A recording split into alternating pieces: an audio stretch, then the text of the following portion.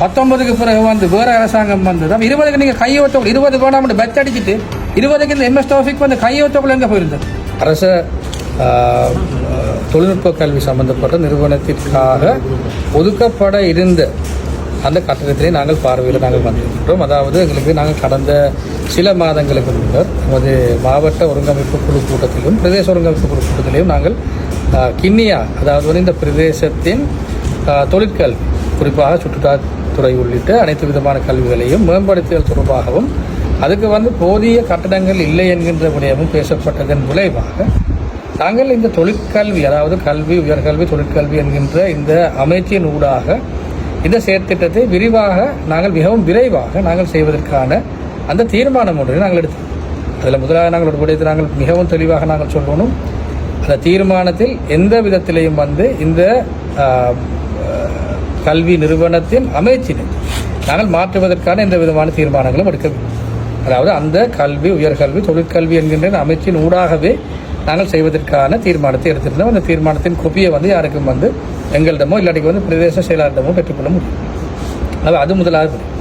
ஆகவே இந்த தீர்மானத்தை நாங்கள் அந்த அமைச்சுக்கு நாங்கள் அனுப்பியதன் பிரகாரம் உங்களுக்கு தெரியும், தீர்மானங்கள் எடுத்து அனுப்பப்படுற பிரகாரம் வந்து அந்தந்த அமைச்சுகளுக்கு அந்தந்த அமைச்சுகளின் செயலாளர்கள் குறிப்பாக அவர்கள் இது தொடர்பான ஒரு டிஸ்கஷன் உண்டு, ஒரு கலந்துரையாடல் ஒன்றை மேற்கொண்டு இது தொடர்பான அவர்களது அந்த தீர்மானங்களை எங்களுக்கு அறிவிப்பார்கள். இதன் அடிப்படையில் வந்து அவர்களோட தீர்மானத்தை எடுத்திருந்தார்கள். தாங்கள், அதாவது வந்து கல்வி, உயர்கல்வி, தொழிற்கல்வி அமைச்சு இவ்வாறான புதிய திட்டங்களை ஆரம்பிக்க உத்தேசிக்கவில்லை என்றும் இதனை அவர்கள் வெளிவிவகாரம், வெளிநாட்டு வேலைவாய்ப்பு, சுற்றுலாத்துறை என்கின்ற இந்த அமைச்சுக்கு, அதாவது நாங்கள் முன்மொழிந்ததன் பிரகாரம் இந்த தொழிற்கல்வியினை அவர்கள் இந்த அமைச்சு வழங்குவதற்கு பொருத்தமான அமைச்சு என்றும் அவர்கள், அதாவது குறிப்பாக நான் பிரதி அமைச்சராக கடமை வைக்கும் அந்த அமைச்சுக்கு அவர்கள் அனுப்பி வைத்திருக்கின்றனர். அவை இது கடந்த செவ்வாய்க்கிழமை அமைச்சரவை கூட்டத்தில் பேசப்பட்டது. ஆகவே இந்த விடயம் தொடர்பான அமைச்சரவை இந்த ஊடகவியலாளர் சந்திப்பில் அவர்கள் அறிக்கை ஒன்றையும் அவர்கள் வெளியிட்டிருந்தார்கள். ஆகவே இதன் பின்னர் நாங்களும் இது தொடர்பாக நாங்கள் சற்று ஆராய்ந்து பார்த்தோம். ஆகவே அதன் ஆராய்ந்து பார்த்ததன் பிரகாரம் எங்களுக்கு இந்த செயற்திட்டம் தொடர்பாக பல்வேறு தரப்பட்ட சிக்கல்கள், சந்தேகங்கள், கேள்விகள் தற்பொழுது எழுகின்றன. இப்போ இதை வந்து நாங்கள் ஒரு நாங்கள் இப்படி உங்களுக்கு தெரியும், இந்த கட்டடங்களை பார்க்கும் பொழுது மிகவும் சேதமடைந்து அரச பணம், இது வந்து மக்களது வரிப்பணம், அதாவது வந்து இலங்கை ஜனநாயக சோசியலிச குடியரசின் பணத்தில், அதாவது மக்களது பணத்தில் கட்டப்பட்ட இந்த கட்டடம்.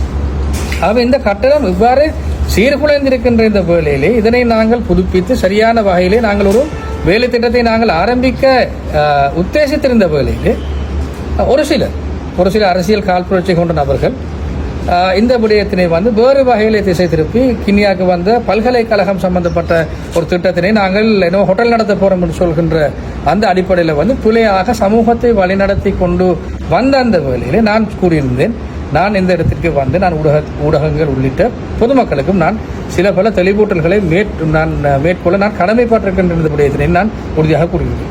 இதன் பிரகாரம் நான் இந்த கல்வி அமைச்சுடன் நான் பேசி சில தகவல்களை நான் எடுத்திருக்கின்றேன். அதாவது இந்த ஒட்டுமொத்த செயற்திட்டமானது வந்து சுமார் 350 மில்லியன் ரூபாய்கள் பெறுமதியானது. ஆனால் செலவழிக்கப்பட்ட பணத்தை நாங்கள் எடுத்து பார்த்தோம் என்று சொன்னால் சுமார் 30 மில்லியனுக்கும் குறைவான பணம் தான் செலவழிக்கப்பட்டிருக்கிறது. ஒரு விஷயம் என்னென்னு சொன்னால் உங்களுக்கு தெரியும், இதில் வந்து பல்வேறு தரப்பட்ட தொழில் ரீதியான கட்டுமானம் சம்பந்தப்பட்ட அனுபவ ரீதியான நபர்கள் இருப்பீர்கள். ஒரு கட்டிடத்தை நாங்கள் கட்டுவதற்கு ஆரம்பிக்க முதலாவதாக நாங்கள் செய்ய வேண்டிய விடயம் என்னென்னு சொன்னால் வந்து இது தொடர்பான அனுமதிகளை பெற்றுக்கொள்வோம். ஆனால் இந்த கட்டடம் தொடர்பாக, இந்த செயற்திட்டம் தொடர்பாக போதிய அளவில் அனுமதிகள் பெறப்படவில்லை. அதான் முதலாவது விஷயம். இப்போ நாங்கள் படிப்படியாக நாங்கள் ஆராய்வளிக்கிறோம். அது மாத்திரமல்ல, எங்களுக்கு தெரியும் வந்து LRC காணி சம்பந்தப்பட்ட பல்வேறு சீர்கேடுகள் இந்த பிரதேசத்தில் இடம்பெற்றிருக்கின்றன கடந்த காலங்களில். ஆகவே இந்த LRC காணி சம்பந்தப்பட்ட இந்த சீர்கேடுகள் தொடர்பாகவும் நாங்கள் நிச்சயமாக இந்த பிரச்சனைக்கு பிறகு நாங்கள் படிப்படியாக நாங்கள் ஒட்டுமொத்தமாகவும் நாங்கள் விசாரணைகளை மேற்கொண்டு இதில் வந்து யார் சரி முறைகேடுகளை செய்திருப்பார்கள் என்று சொன்னால் நாங்கள் தண்டனை வழங்குவதற்கு நாங்கள் கடமைப்பட்டிருக்கோம். நான் நினைக்கிறேன் இது புலியான ஒரு ஒரு ஒரு ஒரு ஒரு விடயம் ஒன்றினை இந்த ஒரு சிலர் ஆரம்பித்ததன் பிரகாரம் வந்து நான் நினைக்கல வந்து இது அவர்களுக்கு சாதகமாக இது முடிய போகுது. அடுத்த விடயம் என்னென்னு சொன்னால் இந்த செயற்திட்டத்திற்குள் மறைந்து இன்னும் முறைகேடுகளை யாரும் செய்திருப்பார்கள் என்று சொன்னார். குறிப்பாக இந்த வரிப்பணம் எவ்வாறு செலவழிப்பதற்கு தீர்மானம் எடுக்கப்பட்டது, அந்த தீர்மானத்தில் யார் வழங்கியது, எந்த ஒப்பந்தக்காரருக்கு வந்து இது தொடர்பாக வழங்கியிருந்தார்கள்.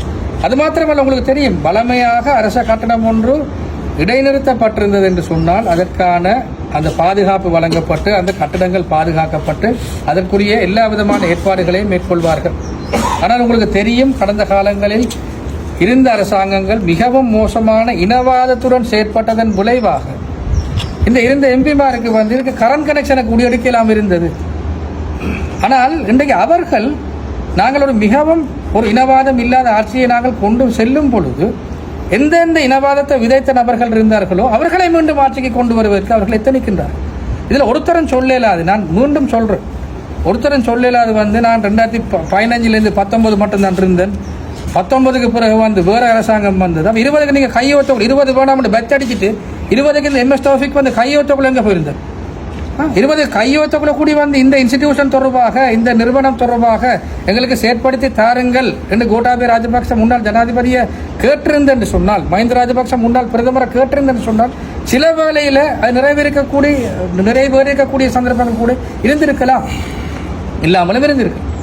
ஆனால் இன்றைக்கு இவ்வளவு காலமும் இந்த சமூகத்தை புலியாக வழிநடத்தி இன்றைக்கு என்னவோ வந்து நாங்கள் வந்து இதில் ஒரு புலியான ஒரு சுற்றுலாத்துறை சம்பந்தப்பட்ட சமூகத்தை புலியாக வழிநடத்தக்கூடியது இதில் ஒன்றும் இல்லை. இதில் நாங்கள் யோசிக்கிற விடயம், இன்றைக்கு நான் சொல்கிறேன், நாங்கள் யோசிக்கிற விடயம் என்னென்னு சொன்னால் இதில் ஒரு பொருத்தமான செயற்திட்டம் வரணும்.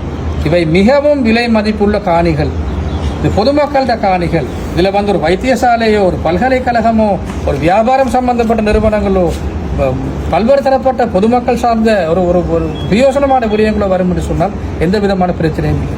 ஆனால் இந்த துக்கப்படணும் என்று சொன்னால் திருகோணமலை மாவட்டத்தில் காணி பிரச்சனைகள் மிகவும் கூடிய ஒரு பிரதேச ஒரு செயலாளர் பிரிவாக வந்து நாங்கள் கிண்ணியா பிரதேச செயலாளர் பிரிவை காண்கிறோம். இது இன்றைக்கு நேற்று நடந்த விஷயம் இல்லை, இது வருடக்கணக்காக நடந்து வருகின்ற விடயம்.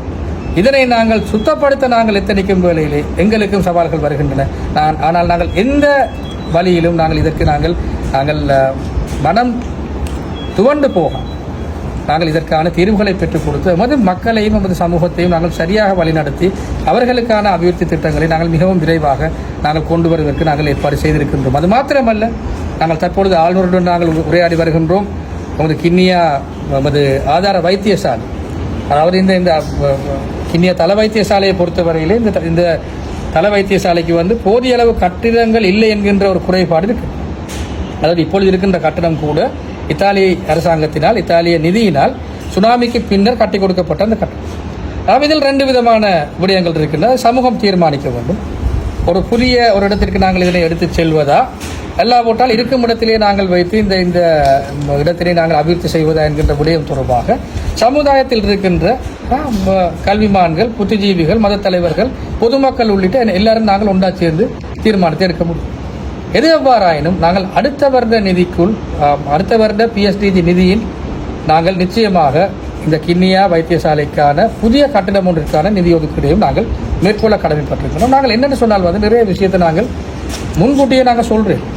நாங்கள் எல்லா விடயத்துக்கும் நிதிகளை தயார்படுத்தி கொண்டு நாங்கள் எப்படி நாங்கள் துவங்கினோமோ அப்படி முடிக்கிறத நாங்கள் எதிர்பார்த்து கொண்டு தான் நாங்கள் செய்கிறதுக்கான எல்லா விதமான ஏற்பாடுகளையும் நாங்கள் ஈடுபட்டு கொண்டிருக்கிறோம். ஆகவே மீண்டும் ஒரு முறை இந்த விடயம் தொடர்பாக ஆக்கப்பூர்வமாகவும் மிகவும் ஊக்கத்துடனும் செயற்பட்டுக் கொண்டிருக்கும் நமது பொதுமக்கள், ஊடகவியலாளர்கள் உள்ளிட்ட அனைவருக்கும் நன்றி கலந்த வணக்கங்களை தெரிவித்துக் கொண்டு எதிர்வரும் காலங்களில் நாங்கள் அடுத்த கட்ட நகர்கள் தொடர்பாக நாங்கள் உங்களுக்கு அறிய தருவோம் என்று நான் கூறிக்கொள்ள விரும்புகிறேன்.